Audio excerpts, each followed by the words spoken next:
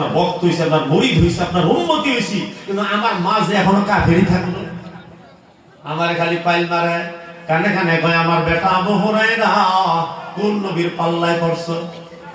আমার কথা যখন দুর্নামি করে আমি বেটা হয়ে সহ্য হয় না, মা হয়ে বলতেও পারি না। আমার নবী বলছেন মার সাথে বেয়াদবি করা যাবে না। মা যতই খারাপ হোক না কেন, অন্য ধর্মের হোক না কেন, মার সাথে শক্ত ভাষা ব্যবহার করা জায়েজ করে নাই শরীয়তে। তাহলে ইয়া রাসূলুল্লাহ কি করা যায়? দোয়া করে দিই তোমার মা মুসলমান হয়ে যাক না, কি করো? আবু হুরায়রা রাদিয়াল্লাহু আনহু বলেন ইয়া রাসূলুল্লাহ এখানে তো কোনো কথাই নেই। তো ঠিক আছে আমি দোয়া ধরলাম, আল্লাহুম্মা হাদি উম্মা আবি হুরায়রা।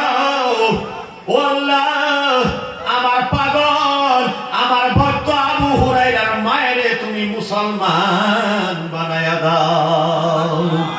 হযরত আবু হুরায়রার এত দীর্ঘ বিশ্বাস, নবীর মুখ দিয়ে দোয়া বের হইলে সেটা কবুল হইতে সময় লাগে না।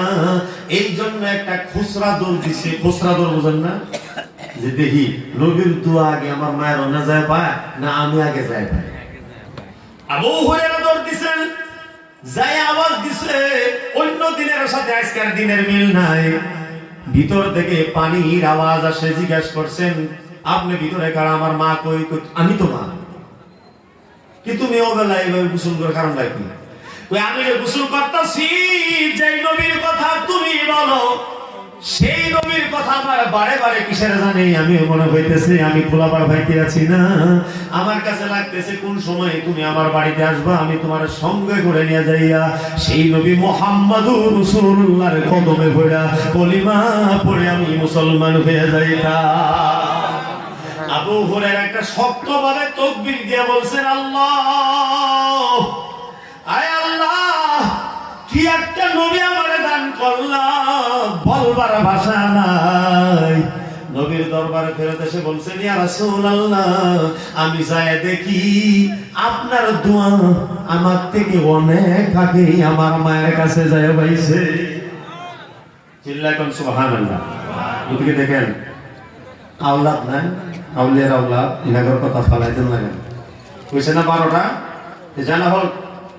আমি ওয়াজ আরম্ভ করলে 3 ঘন্টা, মোটামুটি 1 ঘন্টা সাফ করতে যায়, আর 1 ঘন্টা আমি মানুষের একটু জমায় নেই, লাস্টের 1 ঘন্টার ভিতরে আমি ফিনিশিং দিই। জানা হোক আজকে আমার বন্ধ না হইলো না, ফিনিশিং হইলো না। অনেক বক্তা রয়েছেন, আর কম সময়ের ভিতরে বেশি কথা কবার দিলে জিবার অল্প উল্টা হয়। জানা দুটো প্রশ্ন করছে, আমি সংক্ষিপ্ত ভাবে কয়ে চলে যাবো। আসসালামু আলাইকুম হুজুর, বেয়াদবি মাফ করুন।